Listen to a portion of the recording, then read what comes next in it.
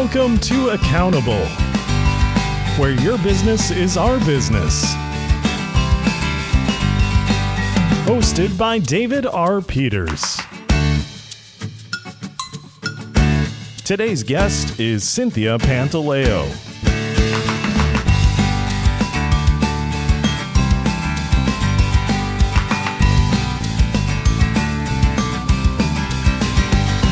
Hi, everyone. Welcome to Accountable, the podcast for CFOs by a CFO. My name's David Peters. Thanks for being here for this episode. I have to tell you that I get a lot of questions on the road, and there's a good number of technical questions that I get asked about, various internal revenue code sections, my thoughts on various things that are happening in tax land or accounting land. But one of the things that I get asked about a lot is, how do you build a good team? I think a lot of CFOs are really looking to figure out, how exactly do you build camaraderie within an organization? And I can tell you, it's not an easy thing. I think it's one of those things that we all struggle with. And I think that today's guest does a nice job of telling us about one of the ways that we can build camaraderie in our teams. So today we're going to have a conversation about corporate giving and corporate volunteering with the Director of Capstone and Programs of Junior Achievement in Central Virginia. Her name is Cynthia Pantaleo. She's a good friend of mine, and I think she does a nice job of illustrating some of the things that we should be thinking about as CFOs and some reasons for volunteering. One of the reasons why you volunteer as a group, as a team, is because it can help build camaraderie within your team and within your organization. And I think especially right now, when a lot of us, we're working from home, we're working remotely, I think that today is just a great conversation for a time like this. As she points out, there are plenty of places where we can still volunteer. Plus, I got to tell you, Junior Achievement, if you're in the finance world, Junior Achievement is a great organization. They talk about personal finance and entrepreneurship and a whole lot of other things that I got to tell you, as a finance professional, are near and dear to my heart. So I really hope that you enjoy our conversation today with Cynthia Pantaleo.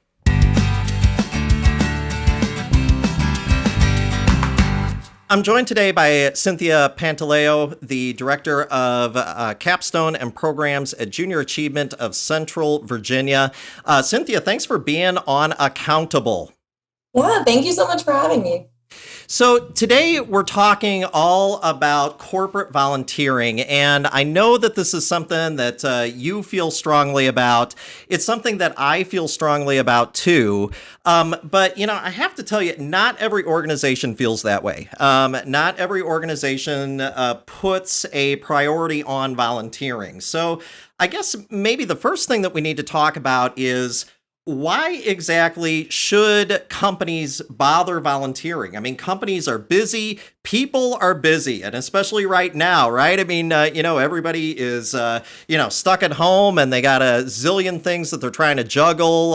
Kids trying to make sure that kids are doing their homework online and all sorts of things. Why bother taking the time to volunteer? Yeah, I could give you any number of reasons on that, all the way from, it looks good in the community to give back to that community that is supporting your company. Right. But, also it, for individuals, it builds morale. It builds teamwork. Any of that connection and relationships that you can be building between your coworkers definitely just increases their productivity and satisfaction at work. So, you say specifically in this time, right? Everyone's busy, everyone's going crazy, trying to adapt to this new normal. People need those moments to pause, and they need those moments to give back. It's rejuvenating. Even just today, I had a phone call from a teacher that I've provided programs to for years now. And even that one moment to just talk to another person that I'm able to help was rejuvenating for me, right? And it inspires me to then dive back in with that much more passion for what I'm doing. And so for JA specifically, you're inspiring students to dream big and to actually have those, then get those skills through our programming to bring that dream to life, right? And so it's worth taking a quick break from work, I promise. Well, and I do think too, I think your point about teamwork, at least for me personally, I'll talk about my experiences. I think that your point about teamwork is well said. Because especially right now, a lot of people are working remotely. A lot of people just not together in the same physical place. And so I think probably building some teamwork, building some camaraderie has got to be pretty important, I would say, to most CFOs and most companies right now, because it's more of a challenge, I guess, more than it has been before. Absolutely. And any experience that your employees get to go through together brings them together, right? Right. So to your point, for sure, we're also spread out. Let's do what we can to bring people back. Yeah, and I think JA does a great job of building camaraderie. One of the unique things that I think about when I think about JA in Central Virginia and the Richmond area is just Finance Park and how what a unique experience that is. For some of our listeners who haven't actually experienced Finance Park, tell us about a day in Finance Park. What does a day in Finance Park look like? And just tell us about some of the experiences that you see companies having there. Yeah, so I have been running JA Finance Park now for 7 years, and it is just such an impressive program. So JA Finance Park includes classroom curriculum. The teachers take that on. It's all about personal finance. And then the students, as a capstone experience, get to visit the actual JA Finance Park facility. So for those who are more local, we are located in the top floor of a library. So we're, this beautiful view, got glass windows, just everywhere, bringing in that natural light. It's this sleek, modern design. Everything's bright and welcoming, and it's impressive. And so high school students get to walk into this space that is purpose-built. So you have, these workspaces all surrounding the main open presentation area. And that's where they get to spend their days, is in these small groups, working with volunteers in their personal workspace. And so the students, when they get there, are charged with taking on an adult identity. We assign it randomly. So they got a job, they got a credit score, they got kids maybe, and we tell them to deal with it. And they have that volunteer assigned to their group who really takes on the role of cheerleader, mentor, advisor. It's definitely a part of the team who encourages those students throughout the day and helps them and answers questions and makes it real. And so these students who you might imagine, maybe they start the day with this thought, well, at least I'm out of school, at least, whatever, this sounds boring, but it's fine, I'll be out of school. And they're so into it and having a great time and, getting a chance to ask those real questions. And what's cool about this simulation, they're trying to budget and then make ends meet, right? And so we've randomized their scenario. We give them all of these real life budget categories. That means the conversation can go anywhere. Right. And I think that's one of my favorite things about it, is that it could literally go from talking about your pet to talking about health insurance, and it just provides for such rich discussion between the volunteers and students. So. Yeah, and for those of you again who haven't ever been in Finance Park, so I can honestly say, Cynthia, I'm very jealous of all the natural light that you get coming through your offices. It is fantastic if you haven't actually been there, and lots of good life experiences. It's almost sort of like the game of life, kind of only like a very big version of it, and definitely with a personal finance focus. And it's high school students getting a chance to experience real life stuff that they're going to have to deal with as adults. I mean, it's a great program that way. Let me ask you though. I mean, because some people may say, well, hey.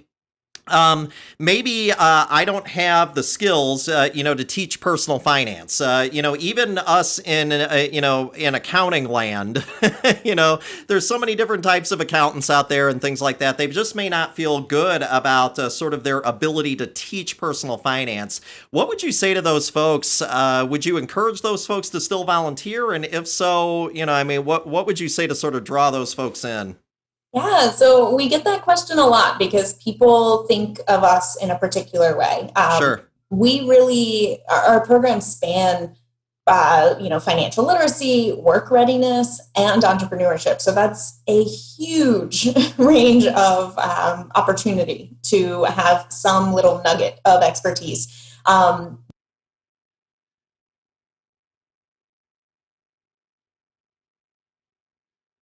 The role of the volunteer is that coach, it's that storyteller, it's that person who is just a stranger to the students, but who is invested in the students. And that's a very unique connection that JA provides. You think about a student as they're going through school, they are perfecting the ability to ignore teachers and parents. Right. Right. Yeah. And so, we get to provide that reinforcement of these life skills through just an invested stranger. And all of a sudden, a student hears that in a different way. And so we just harness that power. So really, you're just coming in and you are just supporting a student, supporting a class, telling stories from your life. All of these experiences that you've had, for better or worse, are great stories now. To help a student see some lessons that maybe they hear you and don't have to experience that themselves. So as I said, you could be talking about how your finances changed when you had kids, right? You could be talking about that car you just bought and the process and, maybe something to avoid. It's all real life skills, right? Yeah, so right. It's open to any adult because remember, you're always going to be more experienced than the students. Yeah. So you're more experienced in adulthood than a high school student, I guess. Is Turns out, hopefully. Yeah, we hope anyway. Hope you've lived at least for a few more years. You've made it a few more times. So. Although I got to tell you, some of the folks who have seen some of the stories of elephant auto insurance, especially in the early days, might call me out on that comment. But we'll save that one. But no, I think that's a great point. I know that some of the groups that I've worked for and everything, it's been a mix of both kind of finance professionals and non-finance professionals. I know that it's just kind of a great way to give back. What kind of keeps you coming back for more? Because I mean, I got to tell you, you said that you've been working in Finance Park for 7 years. Yeah, I mean that's a lot of groups, that's a lot of time, that's a lot of schools, that's a lot of students. So what kind of keeps you coming back for more? Yeah, I find every day that I get inspired. So, and this is not an exaggeration, every time I get to work with the students, every time a volunteer walks away inspired by students, any moment of change, moment of reflection, those make all the difference to me. And it just makes all the work worth it. You get to see students who for the first time, have an adult who's sitting there listening to them right. all day even, right? Yep. For hours. When you think about a student in a classroom, especially by the time it's middle and high school, you have students who, they maybe get 30 seconds of talking time with the teacher in a given class, right? And so swap that out for, in this particular case with JA Finance Park, they get several hours of an adult just sitting there, listening to them, answering their questions, telling them that they can do it and helping them get there. It's a really incredible way to connect with the community. And I'm a total sucker for community connections and helping each other out. There it is, right? So, yeah, I mean, so tell us a little bit about, maybe some of the more memorable groups and things like that. I mean, you don't necessarily have to call them out by name, but I'd love to hear just some stories, because I think, like I said, I mean, the biggest thing is, especially for those folks that are working in finance. I mean, I can tell you, CFOs, one of the things that's kind of common across the board, I meet CFOs all over the country, but one of the common things across the board that they will always point to is that they never have enough time, okay? I mean, CFOs are always on the go. Time is stretched. Their teams are stretched. They're trying to meet deadlines. They're trying to get closed done. They're trying to meet client needs. I would love to hear, just some stories about some of the more memorable groups and maybe how they've benefited, going through Finance Park. Yeah. So first, I remember a young CFO who came through many years ago now, who's now running a podcast. And his own business. Zing! For those of you that didn't pick up on that one. Yeah, that's how we met. And look at the connections that you get to make just through volunteering. And you were coming even without a team then. Yeah. Well, and I enjoyed, for me personally, just the connection with the students. For me, a lot of it was also, too, it was a way of showing some passion for something that has helped me out in life. The ability to sort of share something that you've specialized in, in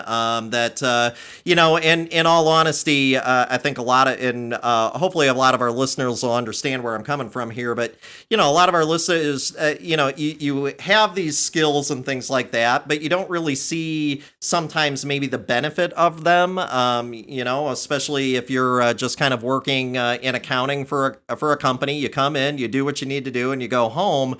You don't really see how that really makes a difference in the world and in your community. And for me, that opportunity to sort of see my skills actually do something for somebody else and sort of see that, see that it really makes a difference in the life of a student. For me, that was a big deal.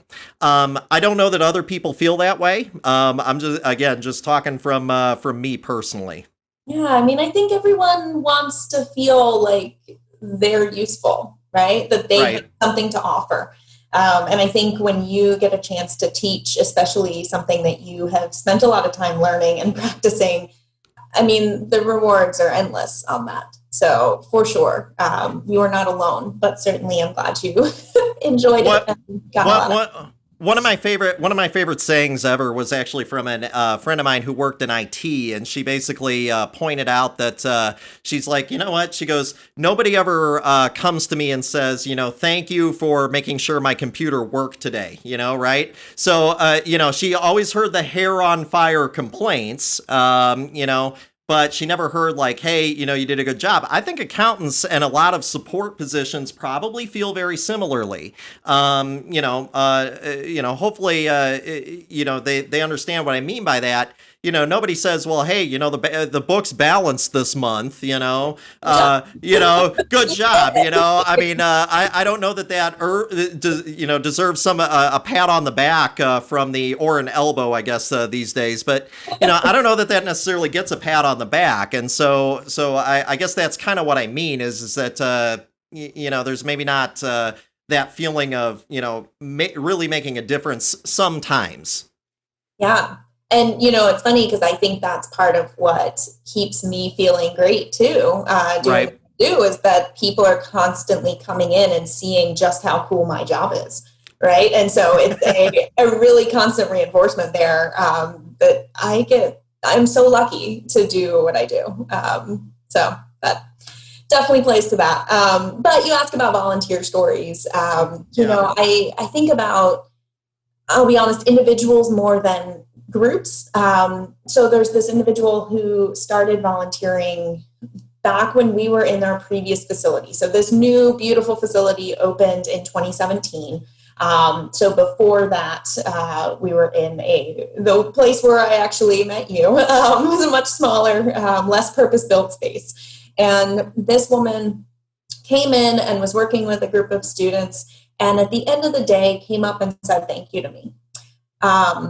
And she was saying that she had learned more in that time about personal finance than she had her whole life. Now, what I didn't know at that time was that her husband had just passed away. She was sitting there with a credit score in like the 400s and unable to figure out how to get out of that, right? So she's dealing with grief, but she's also dealing with piling up of personal finance, with bills and various things that she's just not familiar with. So you can imagine that. And she also has 2 daughters. And so she continued to volunteer. She actually asked if she could borrow our budgeting worksheet, took it home, did it for herself, came back, a few months later, was starting to save money. She continued to come back. She still is a regular volunteer, and this is probably going on 5 years now. And she still tells this story because now she owns a home. Her credit score has improved a lot. She was up in the, close to 700. She's been able to buy a car. She's been able to get her life back on track because she was sitting in on this volunteering with students, helping them along, because remember, she still has more life experience than they do. Sure. And she is actively living the lessons that we are imparting on these students. And she is able, with each new visit, to impart more wisdom on them to say, hey, here's where I was, and this literally got me back on track, right? And so she is certainly indebted to the program, but I think it's just, with teaching, you don't always get instant gratification. And with her, even though our programs are aimed at students, you're still benefiting from sitting in there, and you get to see that in action with an example like that. So she definitely stands out in my mind as someone who really reinforces that what we do is so impactful. Right. What? So, are all JAs the same? Because some of our, we're talking about Finance Park in in the Richmond, Virginia area. Some of our listeners are in Virginia. A lot of others of them are not. Some of them in Charlotte, Greenville, some of the areas, especially throughout the Carolinas. Are they all kind of the same, or are they kind of independent in terms of how they function? Yeah, so you can think of Junior Achievement USA and then all of the area offices as kind of franchises of that. So, we are a nonprofit. However, we operate very similarly to that model where we receive our programming from Junior Achievement USA. We receive, our overall branding, those kinds of things from JAUSA. And then we actually have a lot of control over which of those programs we put out there, how to adapt to, our local needs. So when it comes to JA Finance Park specifically, everyone is unique. So it's the same basic program, the same basic budgeting simulation. However, the facilities, there is no map for the facility. When we were building, I kind of wished there was. Yeah. I think it's really cool to be able to say, like, we have one of the newest ones. We have this beautifully designed space that we got to customize. So that's a very cool thing. But I will say, yeah, we operate a little bit the same and a little bit differently. And having gone virtual, we actually are more connected across the nation than ever before. in my time with JA. So we have a lot of groups now where, I can talk to other people who run these facilities and we can bounce ideas off of each other. So it's not just kind of a one-man or two-man team. It's now there's, about 30 of the JA Finance Park facilities across the nation, about just over 100 area offices. So, it's just a small group of us still, but it's a really cool way to connect. And so maybe we'll end up doing things more similarly moving forward since we're connected. How do you connect? Because you mentioned some of the the virtual connections and things like that. I mean, so how has volunteering changed kind of in a virtual world? Yeah, so the volunteer connection is integral to everything that we do. So it has been a huge focus for us as we are converting programs. Traditionally with our programs, there's far more than just JA Finance Park. So traditionally we would send a volunteer into a classroom with training and materials, and they would actually lead sessions, multiple sessions with that class. So imagine that then in a virtual world, it doesn't work as well. We really wanted in this transition to allow the teachers to take on the teaching part. So that Sure. part that they're the experts in, converting to a virtual classroom is what they are literally doing right now. So we're not asking volunteers to also figure that out separately. As you can imagine, those poor students would not be the highest quality, and that is so important to us. So we are actually kind of transitioning into it being teacher-led. So, having the teacher take that on, whatever that looks like for their class, and then having a volunteer enhance the program. So those volunteer enhancements then could be pre-recorded. It could be, a set of videos, like a content expert kind of video. It could be, telling a story. So we actually have this really great collection of JA career speaker videos where we're collecting, hoping for a representative group of both industries and individuals and, across demographics for students to hear career stories. So, yours would be fascinating, in fact. But basically just hearing all the different ways you can get where you got to. Right. By listening to people tell their own story.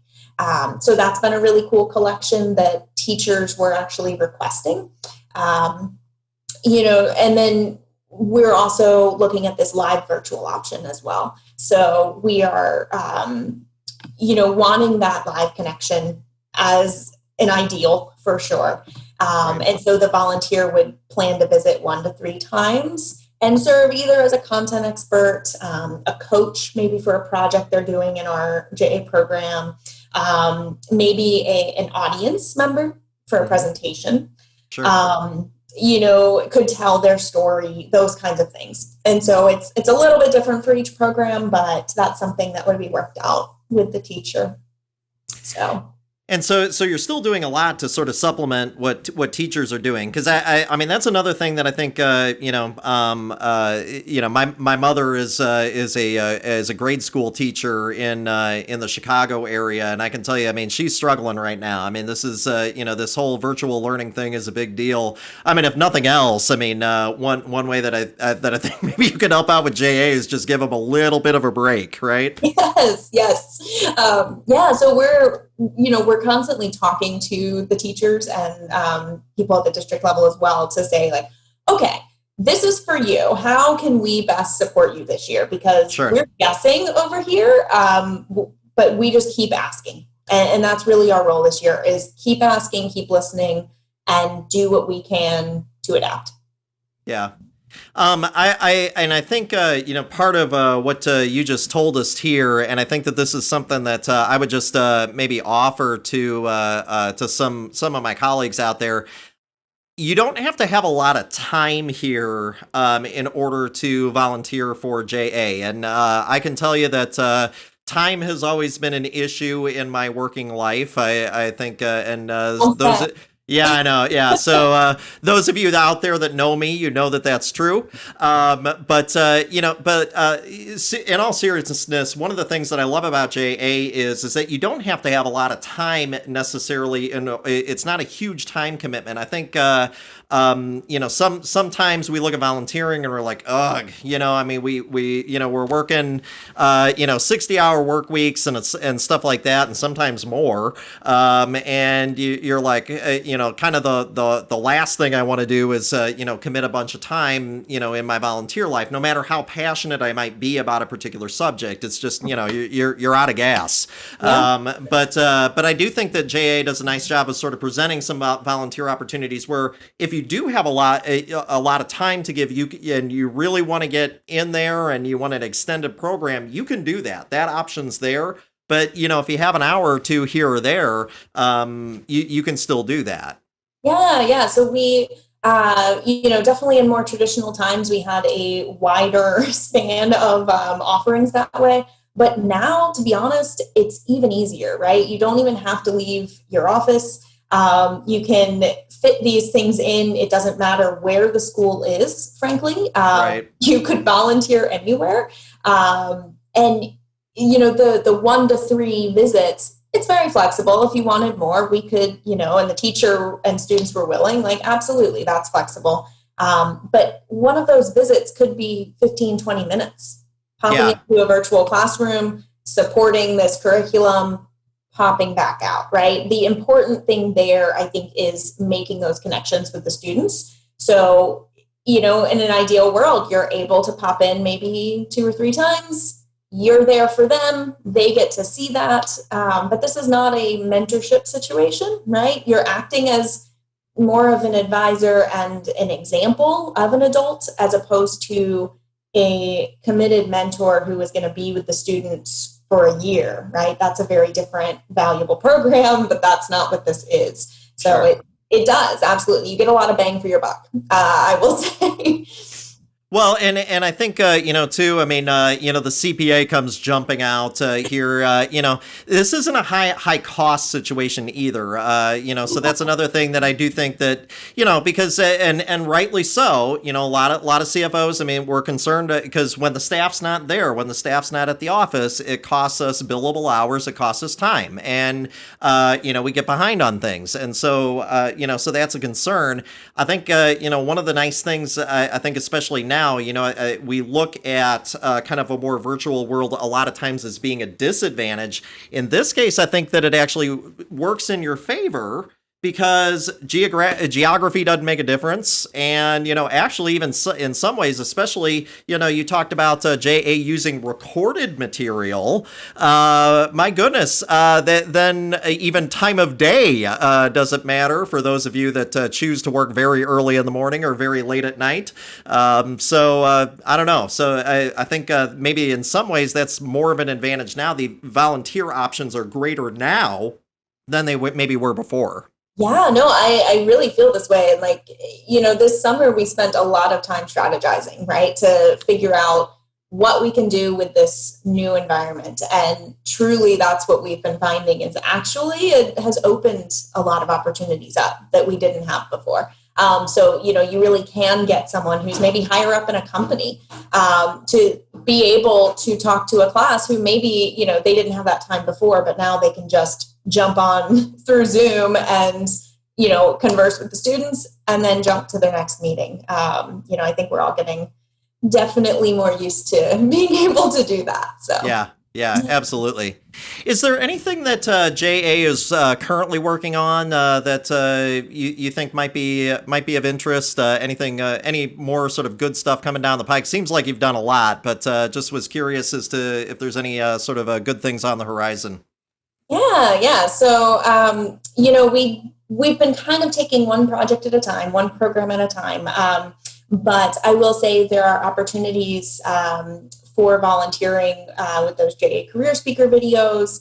We're still collecting those at this time, and that's on our website.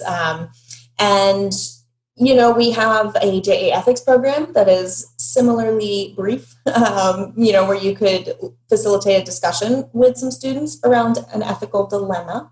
Right. That one's super fun. You've done that one too, right? Yeah, and that one is a lot of fun too. For those of you that are not sure about teaching ethics, I mean, I got to tell you, it is a great way to learn about you, and it's also a great way to learn about other people. So I will throw that out there. And what's fun about that one is that you're not coming in with answers; you're coming in with questions. Right. So you're kind of helping them work through it for themselves, because that's the beauty of ethics. It's all gray.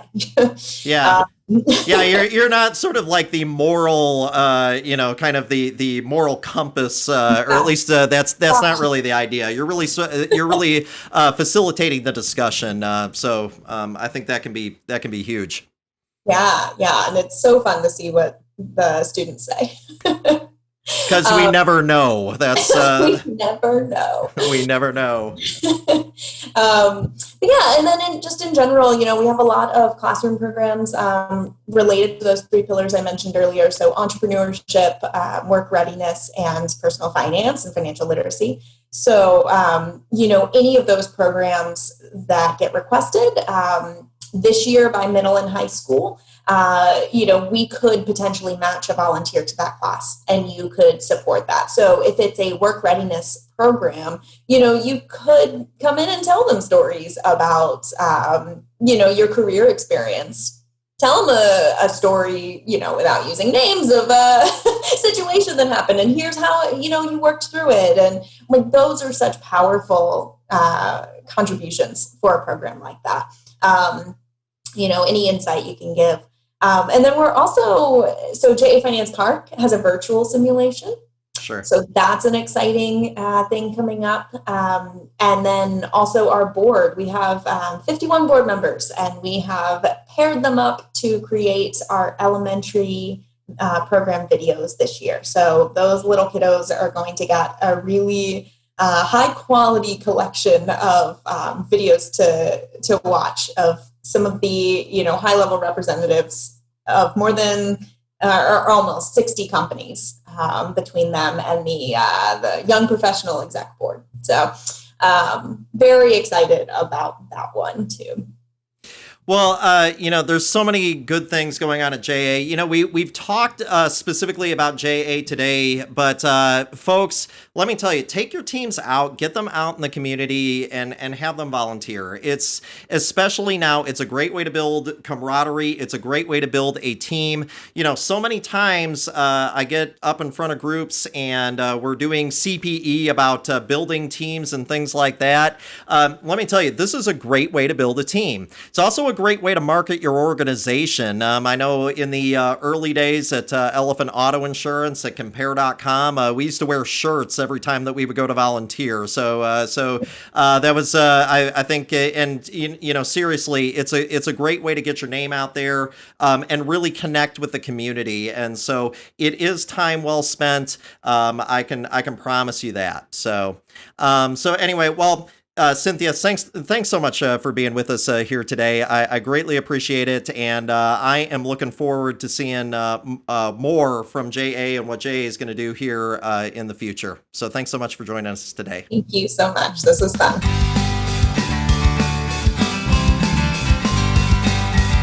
Thanks for listening to Accountable. Be sure to subscribe for more interviews and insights from today's business leaders.